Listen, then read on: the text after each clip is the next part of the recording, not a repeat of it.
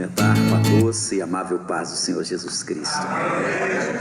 Quero ler um texto da Palavra de Deus no livro de Atos, ou melhor, no texto de Atos, comumente conhecido como o quinto Evangelho, Atos capítulo 15 e versículo de número 27.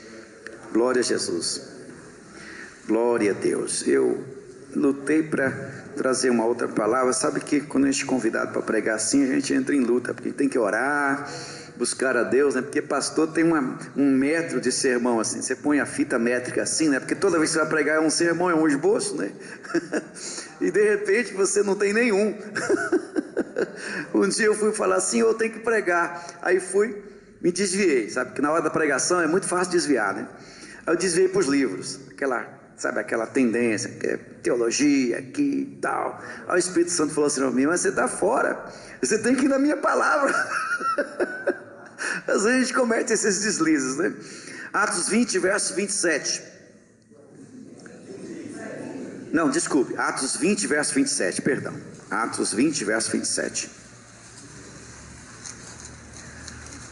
Assim diz: porque nunca deixei de vos anunciar todo o conselho de Deus. Amém. Podeis tomar assento. Amados, eu quero, neste momento oportuno, trazer aqui alguns conselhos que o apóstolo Paulo inseriu no capítulo 20 de Atos. Eu, buscando aqui, consegui encontrar 10, mas a gente pode avançar isso até para 50, para 100, porque o apóstolo Paulo é um dos apóstolos mais admiráveis de toda a Bíblia. Apesar de considerar-se como um abortivo, isto é, nascido fora de tempo, mas ele fez um trabalho de capital importância para a igreja, para o evangelho e para todos nós. Deus o usou poderosamente. E aqui no capítulo 20 de Atos, nós temos o discurso de Paulo aos anciãos da igreja de Éfeso. Depois de uma longa folha de serviços prestados, como pastor, como pai, como amigo, este homem de Deus convoca os obreiros, convoca os anciãos, obreiros e líderes para a sua despedida, para a sua última mensagem. E as suas palavras dirigidas aos líderes, aos presbíteros, mostram as razões profundas que o impulsionava, que o levava adiante.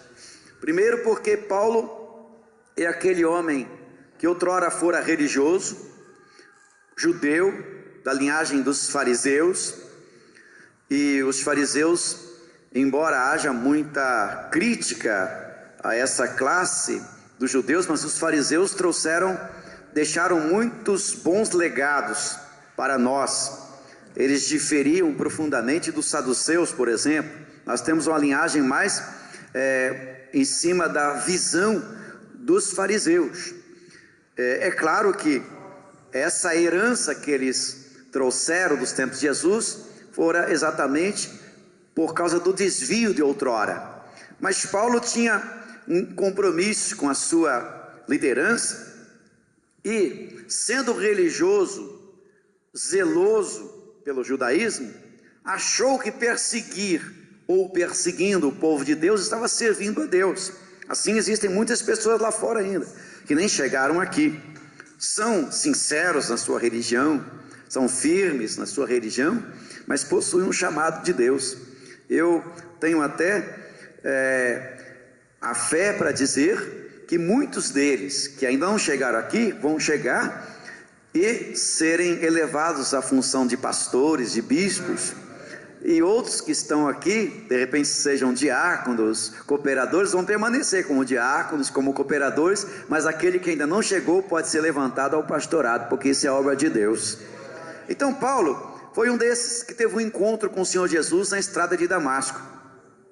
Na estrada de Damasco, caiu por terra a sua religiosidade, o seu fanatismo, caiu por terra a perseguição, a sua cegueira, e ele teve um encontro com Jesus. Tudo muda quando temos um encontro com Jesus.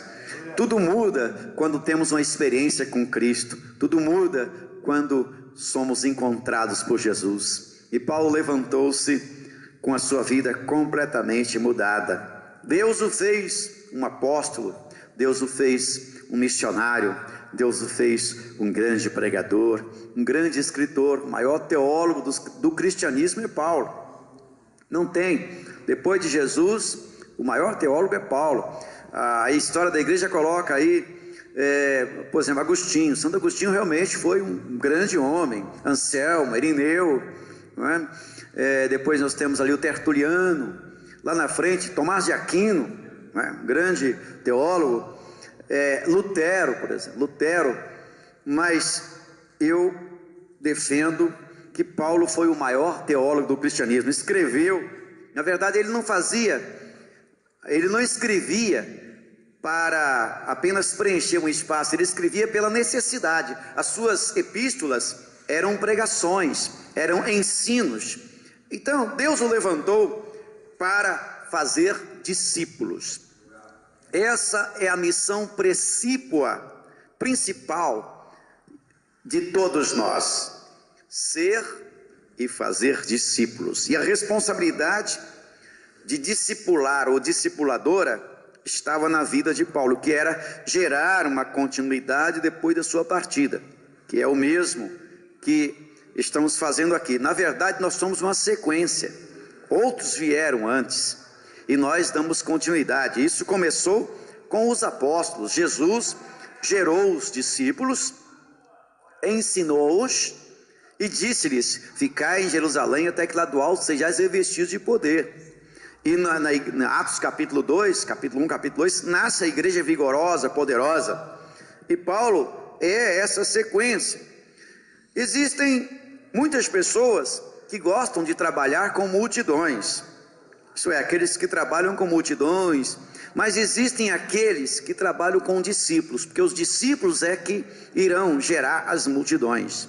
Então nosso objetivo, creio eu, como pastores, obreiros, é gerar discípulos. Nossa preocupação fundamental é gerar obreiros, porque à medida que a igreja cresce, também carece o número de obreiros. E aqui o apóstolo Paulo traz alguns conselhos fundamentais para os obreiros da casa de Deus.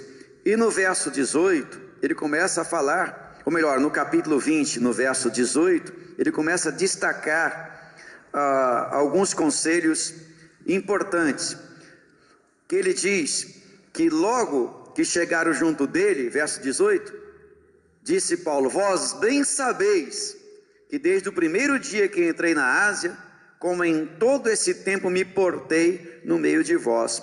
Então o primeiro conselho que podemos extrair daqui, Paulo passando para a igreja, é o conselho do testemunho pessoal.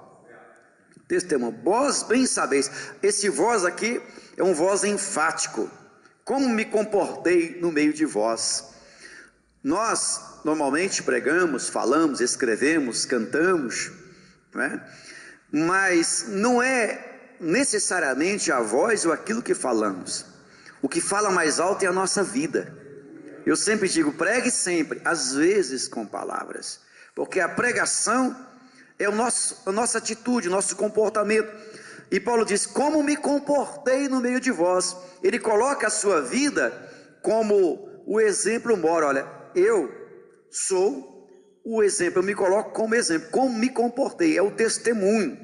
E essa palavra é muito forte, porque quando nós olhamos as palavras e essas diferem das atitudes, não podemos uni-las. Nós temos um exemplo também na vida do profeta Eliseu, segundo Reis capítulo 4, quando a sunamita disse: eu vejo que este homem que passa por nós é um santo homem de Deus. Vamos fazer aqui um quarto próximo ao muro, vamos colocar ali uma cama, uma mesa e um candeeiro, e há de ser quando ele vir, recolher-se-á ali. Ele não andava com a placa ou com arauto, mas a sua vida, seu jeito de ser, seu jeito de se comportar, já atraía a atenção das pessoas. É interessante que a pregação é fundamental. Claro, a fala é muito importante, mas a vida do adorador, a vida daquele que serve a Deus, chama atenção. Lembramos-nos de Jesus, quando Pedro diz: Senhor, ausenta-te de mim, porque eu sou um homem pecador. Ou quando Jesus chegou em Gadara, ele não foi já pregando, mas aquele homem endemoniado diz: que temos nós contigo, Jesus? Ele não havia falado nada ainda, poucas palavras, se for o caso, mas a presença de Jesus já movimentou e mexeu com os demônios. Então veja que é a presença, testemunho da presença de um homem de Deus, de uma mulher de Deus, fala alto. E Paulo diz: vocês têm observado como eu me comportei no meio de vós. Essa palavra testemunha, Atos capítulo 1, verso 8, o Senhor Jesus disse: sereis testemunhas, minhas testemunhas, Judeia, Jerusalém, Judeia, Samaria e até os confins da terra. É oriunda do termo mártire, e mártire é aquele que dá a sua vida pela causa, é aquele que não tem a sua vida como preciosa, mas ele luta pela causa. Se possível for, ele caminha para a morte, cantando um cântico a Cristo como Deus, mas não nega o seu nome. O Dr. Justo Gonzalez escreveu uma série sobre a história da igreja, muito conhecida, e a gente usa muito esses livros nos cursos de teologia. Mas o volume 1, A Era dos Mártires, é uma verdadeira fotografia, quando você lê o texto, do que acontecia na primitividade, quando os cristãos eram ameaçados, quando ameaçados à morte. E ali tem a história de uma viúva chamada Felicidade. O nome dela tem tudo a ver com a sua própria vida, que foi ameaçada. Ela tinha 7 filhos e disseram: você vai acabar morrendo, você e seus 7 filhos, se não negar esse teu Jesus. E ela disse para a autoridade: viva, eu te vencerei, e se me matares, na minha morte vencer-te-ei ainda mais. Foi martirizada ela e os seus filhos, mas ela não negou o nome de Jesus. Quando vamos a Roma, eu gosto sempre de ir às catacumbas de São Calixto. As catacumbas de São Calixto é uma coisa muito interessante para quem gosta de pesquisar. Ali tem um cemitério subterrâneo. Dizem os historiadores que são mais de 20 quilômetros de cemitério subterrâneo, uma coisa imensa. Tem gente que se perdeu, nunca mais saiu de lá, por isso tem os guias. Mas você andando ali, caminhando por aquelas sepulturas, você vai verificando o nome dos mártires, porque a história é clara em dizer que enquanto Nero perseguia a igreja na superfície, a igreja crescia por debaixo da terra, porque não há quem possa barrar as verdadeiras testemunhas de Jesus Cristo. Então Paulo coloca a sua vida como exemplo, e assim deve ser cada homem de Deus e cada mulher de Deus. Testemunho pessoal, esse sim fala mais alto que tudo. Tem uma frase famosa aí que diz o seguinte: o que você é soa tão alto que eu não consigo ouvir o que você diz. Então, esse é o primeiro conselho. O segundo conselho está no verso 19: servindo ao Senhor com toda a humildade. Então, é o trabalho. Sirvam com humildade. A palavra servir vem de dulos, ou duléu, servo. O próprio apóstolo, quando escreve aos Romanos capítulo 1, verso 1, ele diz: Paulus, dulos Jesus Christo. Traduzindo, Paulo, dulos, servo de Jesus Cristo. A primeira credencial de Paulo não é de doutor. Um dia desse eu fui ver o nome de um desses grandes aí, até chegar no nome, meu Jesus, era pastor, doutor, não sei o que, e depois o nome, não é? Então Paulo procura primeiro a palavra servo. E o que é o servo? Servo é aquele que não tem vontade própria, é aquele que é dominado pela vontade do seu Senhor. Primeiro o seu Senhor, Mateus 6,33, buscai primeiro o reino de Deus e a sua justiça, e as demais coisas vos serão acrescentadas. Eu acho que a gente tem que falar muitas vezes esse primeiro, ó. Buscai primeiro, e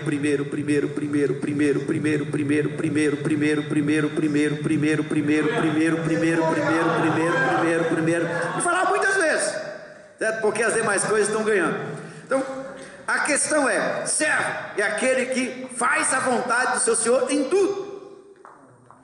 E essa questão, servir com humildade, é uma palavra que me chama muito a atenção, porque humildade é uma das palavras mais nobres do cristianismo, e também está em desuso. Essa palavra entra mais no discurso hipócrita, mas não nas atitudes.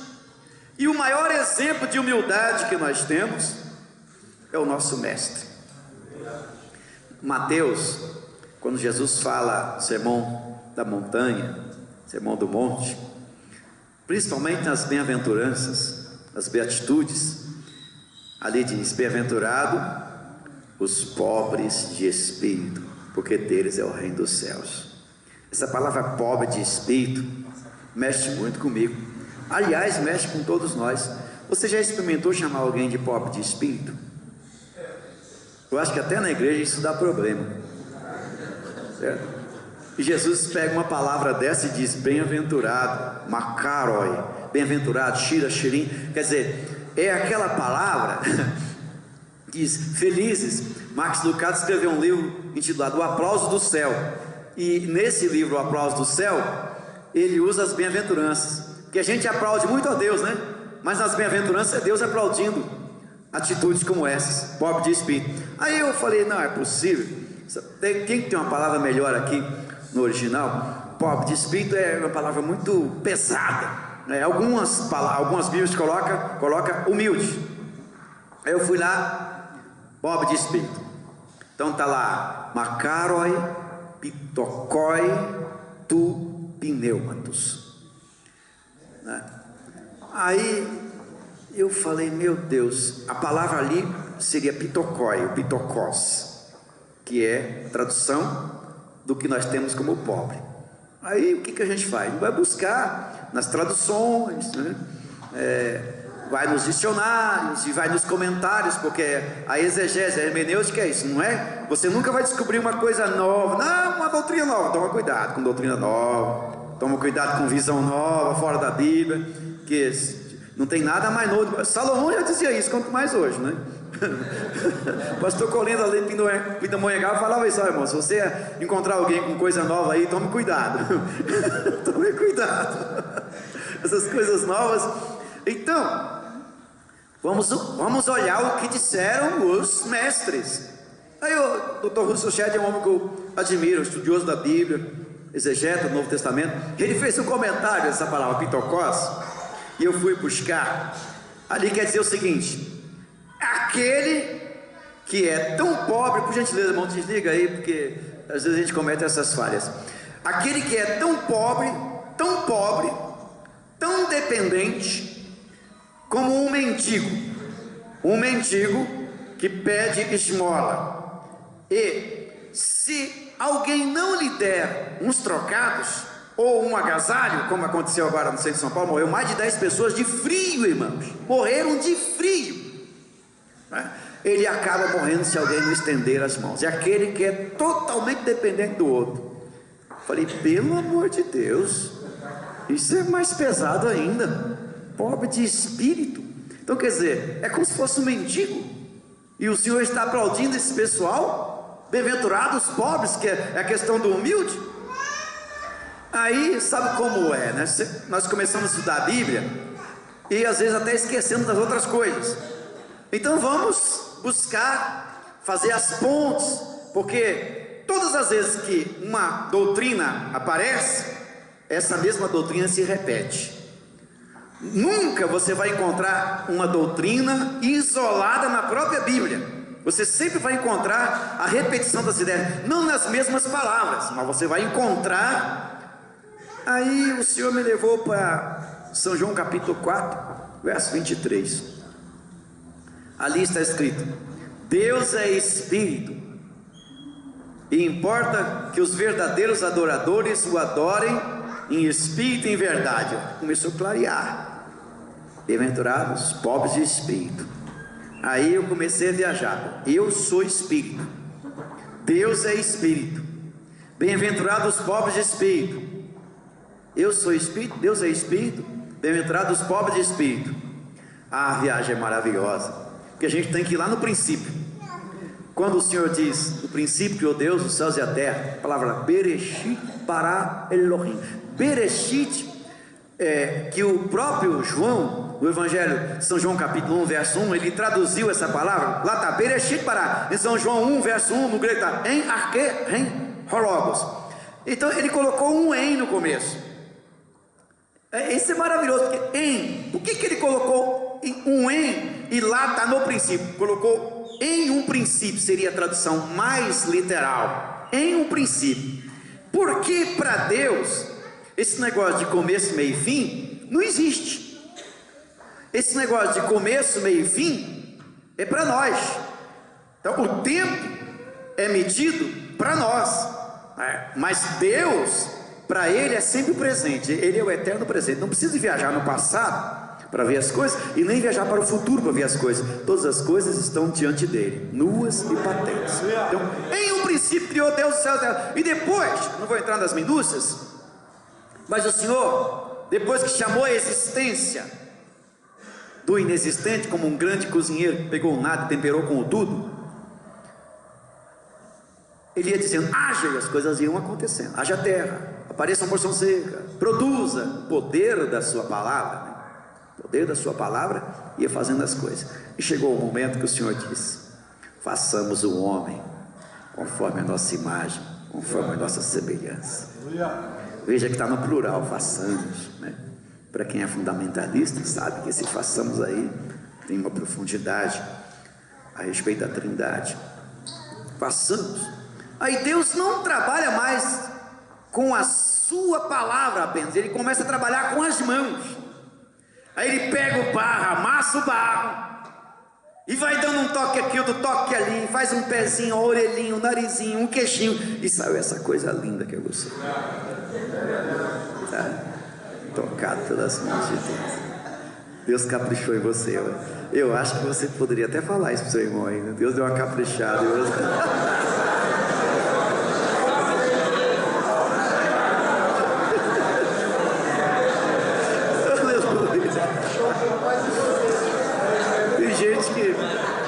Tem gente que desagrada a Deus no espelho. Vai pro espelho, pentear o cabelo, trocar de roupa. Tá? Ai, que cara feia, e não sei o que. E tem filho que dá um maior problema pro pai na hora de vir para a igreja. Eu acho que isso acabou, né? Não quero essa roupa. Quer aquela coisa, o Senhor está dizendo, meu filho, põe essa roupa, vai lá me adorar, estando limpinha, cheirosinha, é o que basta. Mas às vezes as pessoas olham para o espelho e começam a desagradar a Deus, maldizendo a si, porque você é uma pessoa extraordinária. Não existiu nem existirá uma pessoa tão única, tão maravilhosa, tão talentosa, tão cheia de vocação e talentos como você. Deus investiu pesado em você, e se você lutar com todas as suas forças para usar a sua capacidade e os dons e talentos que Ele te deu, talvez você use só 30% e fica outros 70% sem usar. Então você não precisa ter inveja de ninguém, porque você tem tudo o que precisa para encantar o mundo, assim como o outro.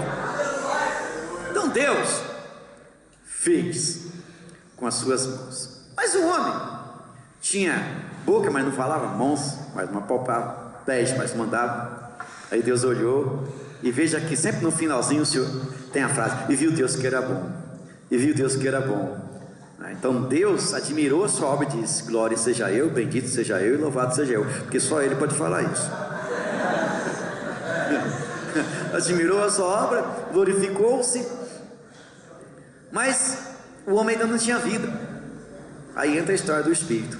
Aí o Senhor foi olhar nas suas narinas e fez, ó, o que é isso? No texto hebraico é ruá, no grego é pneuma. Traduzindo literal, é vento. Então Deus soprou nas narinas. Aí quando Deus soprou nas narinas do homem, Ele abriu os olhos, já estava tudo feito: céu, terra, mar, riqueza, capacidade, dons, talentos, vocações, e tudo que iria existir e que ainda vai existir estava nesse, ó. E eu pergunto: algum homem inteligente, capacitado na face da terra já conseguiu tocar no espírito de um outro homem? Algum médico com seu bisturi já conseguiu tocar no espírito ou na alma de um ser humano? Onde é que está o espírito? Na cabeça? No pé? Na mão direita, mão esquerda? Nos olhos? No queixo? No coração? Onde é que está o espírito? Eu não sei, mas ele está aqui. Ninguém conseguiu tocar nele. Só existe um instrumento que toca, é a palavra de Deus. Hebreus 4, verso 12. Aleluia. A palavra de Deus é como uma espada aguda que vai lá na divisão da alma e do espírito. O que eu estou querendo dizer com isso? Tudo isso para falar da humildade. Isso significa que o espírito que está em você, estou falando de espírito humano, que veio de Deus, que é de Deus também, Se alguém perguntar: você tem o espírito de Deus, está contigo? Está. Tem o espírito humano que ele me deu, e tem o Espírito Santo, que é o espírito dele, que vem e toca no meu espírito e me dá a vivacidade, O Espírito de Deus não toca com a nossa carne nem com a nossa alma, mas o Espírito de Deus toca no nosso espírito. O Espírito de Deus testifica com o nosso espírito que nós somos filhos de Deus. Então, o que eu quero dizer é o seguinte: é que o que faz você estar sentado aí me ouvindo, analisando o que eu falo, é que o Espírito que Deus soprou no homem está aí. Porque o dia que ele sair daí, vai acontecer um velório, alguns vão cantar, outros vão chorar, certo? E você vai ser recebido lá na glória. E outra coisa, as pessoas estão cantando aqui, você já está lá do outro lado, certo? Vai acontecer o velório, porque saiu o Espírito. Se o Espírito sair, tem velório, certo? Então, o texto diz: bem-aventurados os pobres de espírito. Eu sou espírito, Deus é espírito. Eu sou espírito, Deus é espírito. Então isso significa que você é o micro, ele é o macro. Você é minúsculo e ele é o grande. Então, agora fica bem interpretar isso: pobre em relação ao Senhor, eu sou pobre, tão pobre como um mendigo que fica a esmolar nas ruas, e se alguém não lhe estender a mão, fala da descida, ele morre. É um texto lindo e maravilhoso. Fala da descida de Cristo. Ele desceu, foi lá, levou cativo o cativeiro. Depois Paulo vai descrevendo essa descida. É uma revelação maravilhosa que Paulo teve aí aos Efésios. Depois no verso 11, ele fala dos obreiros, por causa da descida, e depois, quando Paulo quer especificar melhor em Filipenses capítulo 2, verso 7, ele fala do efeito kenosis, que a tradução aí é autoesvaziamento. É o autoesvaziamento.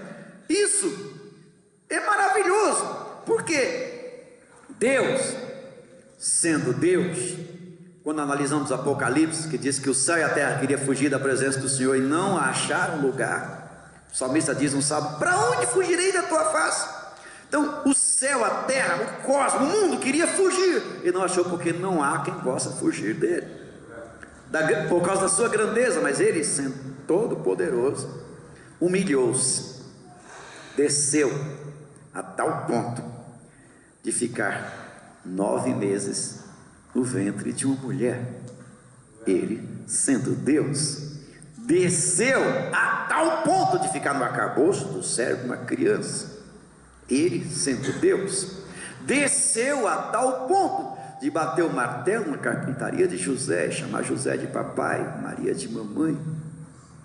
Desceu a tal ponto de ser julgado pela nação pela qual veio salvar. Eles deveriam estender o tapete, mas colocaram uma cruz nos seus ombros.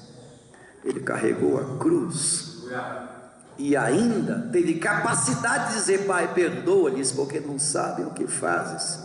Eloi, Eloi, lama, lama, ou Eli, Eli, lama, lama, sabactani. Até essa frase foi pronunciada por ele, que é uma incógnita teológica. Deus meu, por que me desamparaste? Como Deus pode desamparar Deus? Mas ele, na qualidade de homem, levou sobre si os nossos pecados. Ele desceu. Fui às partes mais baixas da terra, mas eis que chegou o momento de subir.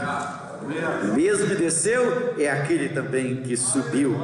Então, quando falamos de humildade, nós temos que olhar para esses exemplos. Por que razão encontramos pessoas nesse mundo eclesiástico, eclesiológico, empanturradas de soberba? Por que encontramos pessoas que precisam até de guarda-costas, como homem de Deus, como mulher de Deus? O anjo do Senhor não tem mais poder para estar ao lado daquele que o teme e o livra? Então, meus amados, servir com humildade é o grande conselho do apóstolo para cada um de nós. Sejam humildes. Aleluia, glória a Deus. Terceiro conselho, ainda está no verso 19: serei com toda humildade e com muitas lágrimas e tentações pelas ciladas dos judeus que me sobrevieram. Aqui eu tirei a palavra equilíbrio para enfrentar as tentações e ciladas. Todos nós passamos por momentos difíceis. Às vezes o inimigo marca uma pessoa, não é? Ele marca todos, mas dependendo da sua função, você quer ver ele se levantar contra a sua vida, é aceitar a função de obreiros, de pastor, e começar uma obra para Deus. Aí ele começa a trazer estratégias, traçar uma estratégia de perseguição e de ciladas. Então, o apóstolo Paulo enfrentou muitas tentações e ciladas, mas Paulo agia como um pai maduro e disciplinado entre eles. Imagine aquela ocasião que ele foi apedrejado em Listra, colocado para fora da cidade, dado como morto. O Senhor o chamou para pregar, e ele vai pregar. Deus faz maravilhas, Deus restaura vidas. A coisa foi tão forte que eles quiseram sacrificar, fazer sacrifício a Paulo. E ele foi com muita luta, se livrou, mas depois do louvor, depois daquela inclinação toda, veio a perseguição e o apedrejaram. Ele foi colocado para fora da cidade como morto.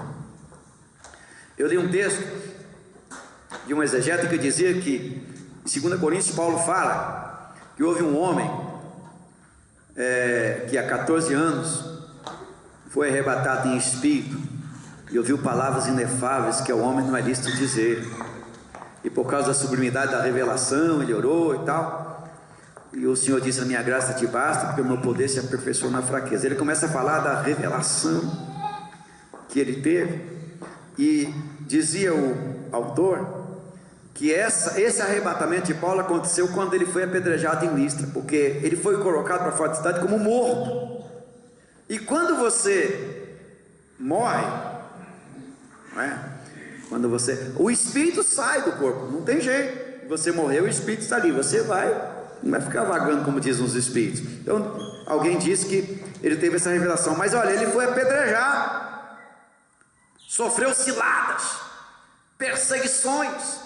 E todas as vezes que nós estivermos fazendo a obra de Deus, não se assuste por causa das perseguições, não se assuste por causa dos levantes, não se assuste por causa da luta, não se assuste por causa das opressões. Eu não sei se essa é uma boa palavra, mas acontece. Eu não tenho outra coisa a dizer. Se você está na obra de Deus, você vai ter bênção, você vai ter vitória, mas não seja inocente com as ciladas de Satanás contra a sua vida. Não sejam inocentes. Eu sei que os irmãos não o são. E Paulo disse aqui que ele enfrentou ciladas. Então é necessário ter equilíbrio, inclusive dentro de casa, com nossos filhos, a nossa esposa. Existem momentos que é bom ficar calado mesmo. Tem hora de falar, mas tem hora que é bom ficar quieto. É bom ficar quieto, porque senão, se a palavra não for dirigida, pensada, nós não podemos falar qualquer coisa. Não. Quer ver? O pior momento para agir é no momento do nervoso. Se você estiver nervoso, irritado, não faça nada. Não toma decisão nenhuma. Porque tudo que você fizer, você vai se arrepender depois. Então deixe passar o tempo. Depois de uma semana ou 2 semanas, você começa a pensar assim, não, peraí, se eu fizesse isso, se eu fizesse aquilo. Então é necessário todo esse equilíbrio para levar adiante. Porque o inimigo se levanta contra as famílias também, dentro do lar, dentro de casa. Pensou que luta? Você é pastor e tem um filho envolvido com drogas, Deus o livre. Tem uma filha envolvida com coisas estranhas.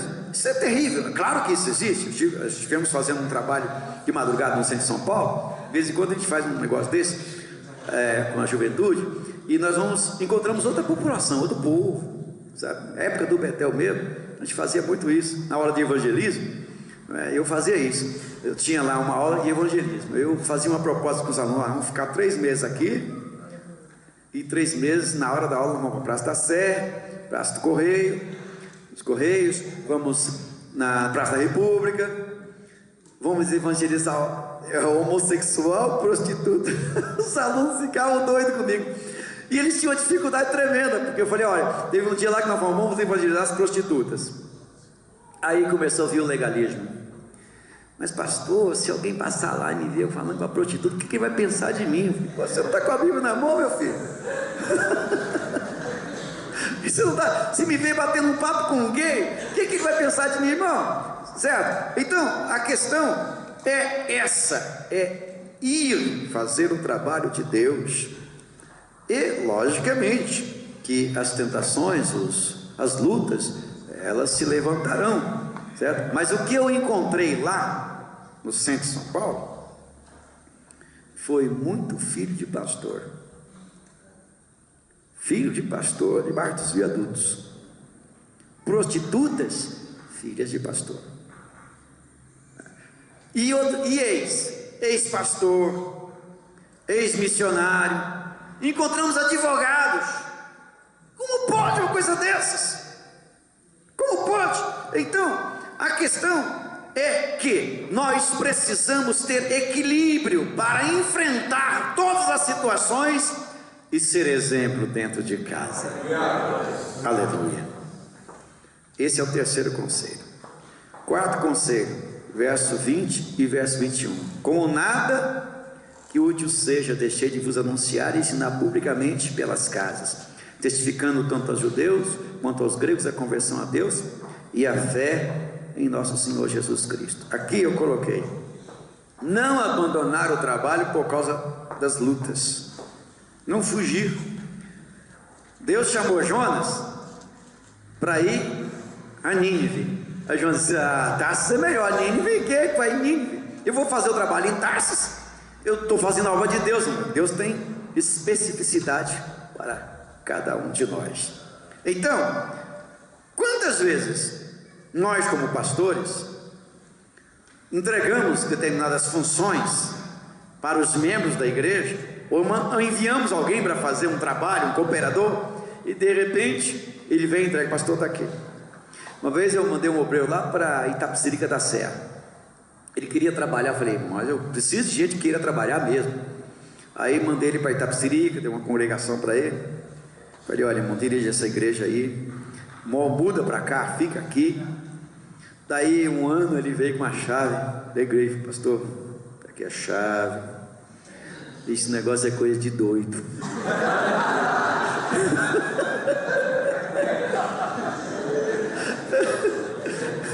É verdade, é coisa de doido mesmo. Não é coisa de gente normal mesmo, não, é claro. Mas é aqueles que possuem o chamado de Deus. Então, abandonar não é a primeira causa, mas é que ele queria. Ele queria, mas não calculou o preço. Para envolver-se com o trabalho do Senhor, é necessário calcular o preço. Não abandone o trabalho. Você está dirigindo a congregação, um trabalho, está presidindo o ministério, está numa função maravilhosa dentro do corpo de Cristo. Às vezes a gente observa esse negócio igual estudo. O senhor vai estudar, fazer teologia, por exemplo. Primeira luta que ele tem nas finanças, o que ele desiste? Da teologia. Desiste de fazer o curso teológico. Primeiro problema que ele tem é a coisa que ele não deveria desistir, porque é a instrução, ele desiste. E assim, também, às vezes acontece no ministério. A primeira luta que tem, primeira dificuldade que tem, vou entregar a igreja, vou entregar o cargo, vou chamar o pastor. Aí o Espírito Santo trabalha na vida dele. Antes de chegar, eu lembro uma vez, um casal ficou bravo com o pastor da igreja e deixou de ir, ele tinha função da igreja, deixou de ir para a igreja. E o pastor, amoroso, foi atrás daquele casal. Chegou lá, apertou a campainha, o casal veio atendê-lo. Ele trouxe os conselhos: olha, vocês voltam para a igreja, não é nada disso que vocês estão pensando, a função de vocês lá está, Deus tem obra para fazer na vida de vocês. Aí a irmã disse: pastor, lá na igreja tem esse problema, tem aquele problema, tem aquele outro, tem aquela irmã, tem aquilo. Olha, pastor, eu não quero nem saber dessa igreja. Aí o pastor veio embora. Mas no caminho, antes de chegar em casa, o Espírito Santo falou no coração dele: volta lá. Aí ele sabia que era Deus. Aí ele voltou e tocou a campainha. A irmã veio atender, era o pastor de novo. Ela já atendeu o pastor na janela. Pastor, não, irmão, eu vim aqui porque Deus me falou para eu voltar. Vocês têm que voltar para a igreja. Deus tem uma obra com vocês. Não está na hora de vocês sair. A irmã falou: mas pastor, eu não falei para o senhor que não dá para ir por causa disso, daquilo outro. Aí o pastor pegou e voltou de novo. Quando ele está chegando em casa, o Espírito Santo de novo falou: volta lá. Aí ele voltou. Quando ele chegou, a irmã olhou da porta assim, tocou a campainha: o senhor de novo, pastor? O Espírito Santo falou para eu voltar. Mas volta para a igreja. Pastor, já não disse para o senhor que não dá, por isso que o senhor está com problema, pastor. Aí o pastor olhou para a irmã. Às vezes é assim mesmo, ninguém vai entender a gente, só Deus. O pastor olhou para a irmã e disse: mano, vamos fazer o seguinte, quando você levantar amanhã cedo, antes de você fazer o café, diga a palavra misericórdia. O pastor foi embora, chegou em casa, Deus não falou nada com ele. Ele entrou lá na casa, o tempo passou. A irmã falou: tá bom, pastor, eu vou falar misericórdia. Ela não queria mais ver o pastor mesmo. Levantou pela manhã. Não é que ela lembrou da palavra? Ela falou: olha, sabe o que é mesmo? Misericórdia. Depois misericórdia. E não parou mais de falar. Misericórdia. Chegou uma hora que ela estava gritando: misericórdia. Aí o marido acordou assustado, falou: meu Deus, meu bem, que é isso? Pelo amor de Deus, esse negócio de misericórdia. Ele também pegou nele: misericórdia. Os filhos acordaram: mamãe, papai, pelo amor de Deus, que negócio é esse de misericórdia. Deus renovou a casa toda, eles voltaram para a igreja. Então o Senhor tem os seus meios de trabalhar. Deus não nos abandona. Então nós não temos o direito de abandonar a sua obra por causa de lutas e dificuldades. Glória a Jesus. Eu já vou encerrar, que olha, já está, faltam 5 minutos para as 11. 6. Cumprir o ministério que recebeu do Senhor. Verso 24. Cumprir o ministério. Aqui entra a visão aquela visão. Alguém já me disse em uma ocasião: o ministério é um caminho sem volta. Se você está no pastorado, se você está na igreja, não adianta querer retroceder. É um caminho sem volta. É melhor que você não tivesse entrado. É melhor que você não tivesse seguido outro. Você entrou no ministério, meu filho, não adianta querer correr. Deus vai atrás de você. Porque Jonas quis correr, quebrou a cara. No fim, o que Deus fez com Jonas? Jogaram na água, né? Porque até os gentios ali perceberam. Lançaram um negócio de sorte, né? Tinha um negócio da sorte naquela ocasião que dava certo, né? Aí descobriram que era Jonas. Jonas estava deitado lá embaixo no porão, no sono profundo. E veio o mestre do navio e perguntou: o que tens, dormente? Aí ele se revelou: a única solução para você se livrar desse problema é se livrar de mim. Livrando de mim, vocês se livram do problema. jogaram ele na água. Aí Deus falou com o peixe: olha, lá naquele lugar assim, tem um rebelde lá, mas eu quero usar aquele homem lá, é aquele que eu tenho para usar. Você vai lá e abre o bocão, mas não machuca ele não traça ele no dente não. Você abre a boca, fica esperando, que ele vai entrar direto na sua boca. Aí o peixe obediente, hein? Que peixe. O peixe foi lá: tá bom, senhor.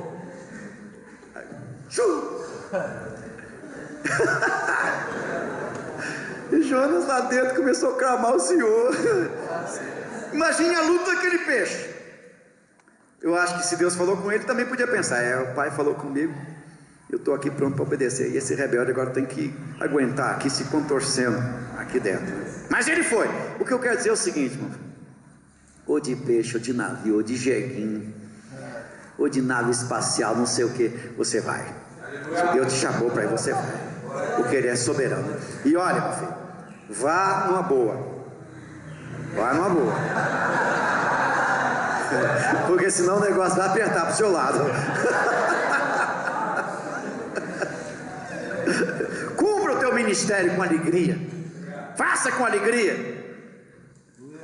E eu vou rápido. 7, ter noção da visão da tarefa que recebe o Senhor. Então, saiba, versos 24 e 26, saiba o que Deus te entregou. Saiba quem é você, saiba por que você está aqui, e saiba para onde você vai. Eu digo sempre: se você não sabe de onde veio, não sabe o que está fazendo aqui, e não sabe para onde vai, uma barata vale mais que você. Não sabe? Porque barata pelo menos serve para denunciar uma guerra atômica. Não sei de onde vim, não sei o que faço aqui, não sei para onde vou. Para que você vive? Você tem que saber a razão da sua existência. Por que você não nasceu há 100 anos atrás? Por que você não nasceu, Deus não deixou você para nascer daqui a 100 anos? Não, você nasceu agora, porque Deus tem um plano contigo agora.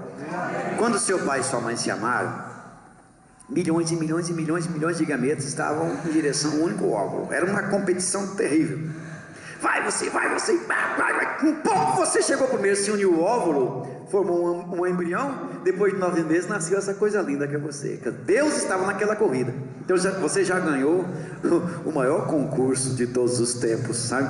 Você é um milagre maravilhoso. Então isso tem um propósito, tem um projeto, tem um plano. Isso não é por acaso, não é por casualidade que nós estamos aqui hoje. Então tenha noção, saiba qual é a sua chamada, a sua visão, o seu ministério. Defina-se. 8º conselho, verso 28: olhai por vós mesmos e pelo rebanho. Aqui é o duplo cuidado. Olhai por vós mesmos. Paulo diz: tenha cuidado de ti mesmo e da doutrina. Cuidado de ti mesmo. Você cuidado com a sua vida espiritual, sua vida pessoal, até com o corpo, porque o corpo é o templo do Espírito Santo. Tem gente que come e fica. Não, tenha cuidado, certo? Eu costumo dizer que depois dos 40, 50 a gente aprende a comer.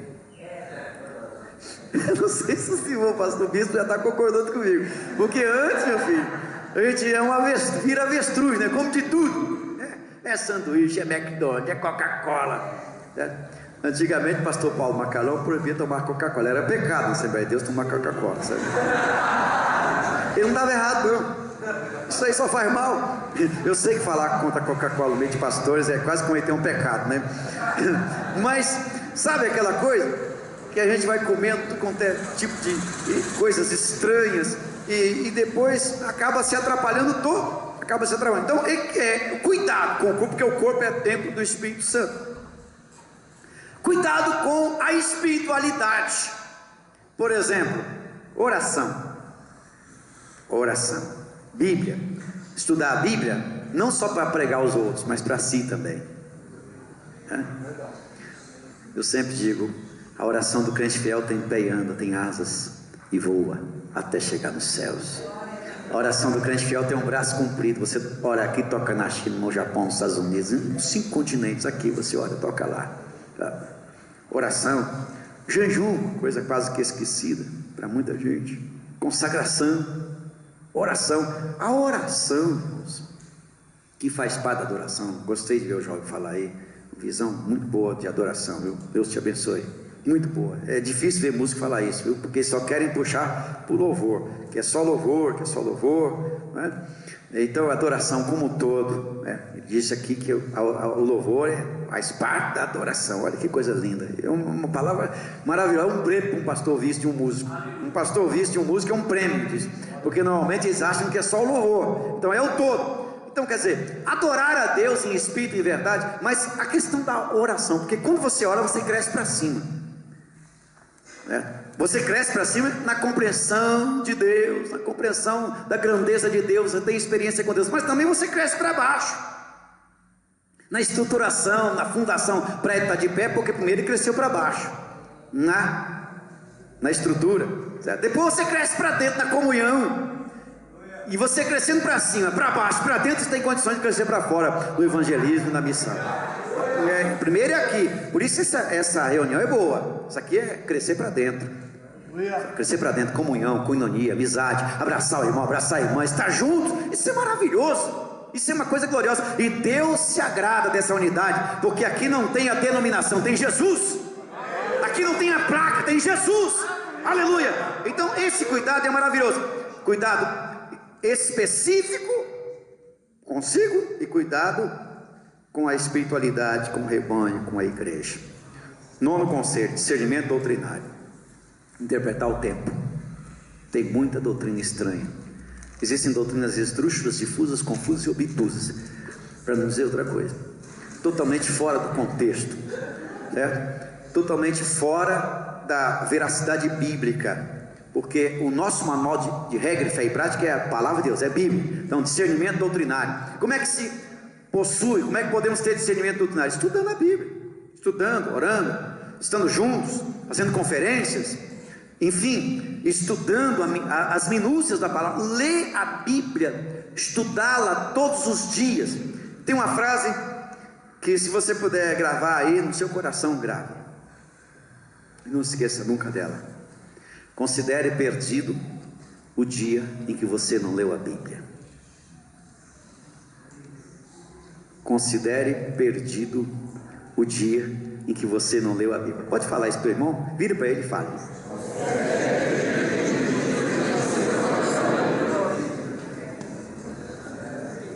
Glória a Deus, porque a Bíblia é sempre Deus falando, é sempre Deus nos ensinando, é sempre Deus nos instruindo. Discernimento, aí você vai ter discernimento. O que é discernimento? É tirar as cortinas. E o último conselho, vigilância e lembrança dos ensinos recebidos. O que é isso?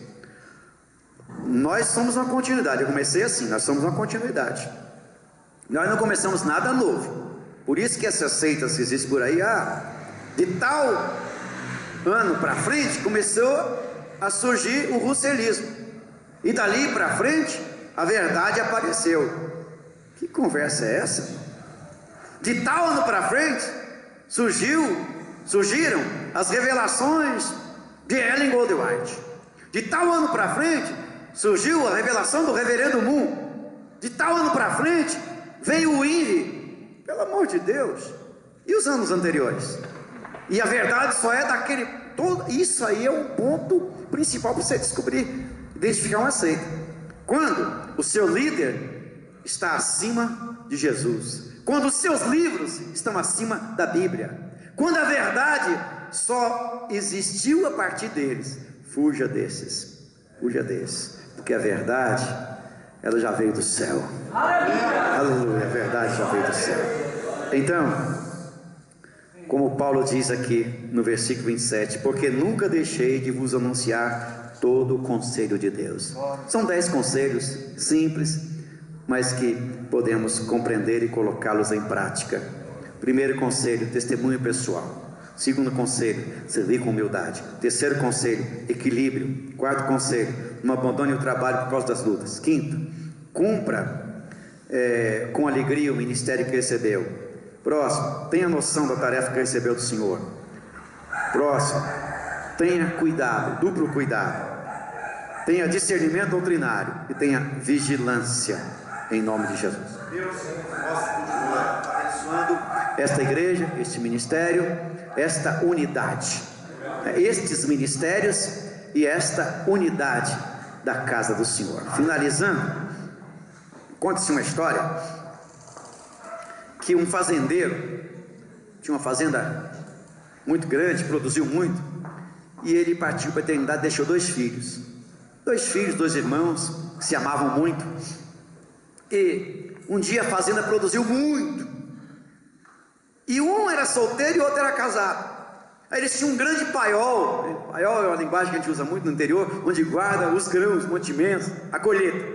E eles tiveram uma grande colheita, e naquele paiol imenso eles dividiram. Uma metade era do irmão mais velho e outra metade do irmão mais novo. Aí um dia o irmão mais velho começou a pensar no irmão mais novo. Disse: meu Deus, eu sou casado, meu irmão tem que casar, a colheita foi grande, eu tenho que ajudar meu irmão. Como é que eu faço para ajudar meu irmão? Ele pensou, disse: sabe uma coisa? Eu vou levantar de noite, pegar uma pá e vou começar, ainda que não tenho muita força, mas vou começar e vou jogar parte do que eu tenho para ele, sem que ele saiba. Aí ele levantou de madrugada, pegou uma pá e foi secretamente para ajudar o irmão. Aí na outra noite o irmão solteiro disse: meu Deus, eu sou solteiro, meu irmão é casado, tem filhos para tratar, não é justo que eu fique tudo isso para mim, meu irmão precisa mais que eu. Pensou, chegou na mesma conclusão do irmão. Foi lá de noite, pegou uma pá de madrugada e na outra noite, irmão casado continuou pensando no irmão solteiro. Disse: eu ajudei pouco meu irmão, tem que ajudar mais o meu irmão. Levantou de noite, foi lá e na outra noite, irmão solteiro, a mesma coisa, levantou. Aí um dia, isso já acontecia, estava acontecendo já há vários dias. Aí um olhou para lá e disse: poxa, quanto mais eu jogo para lá, mais tem aqui. Aí o outro: mas quanto mais eu jogo para lá, mais tem aqui.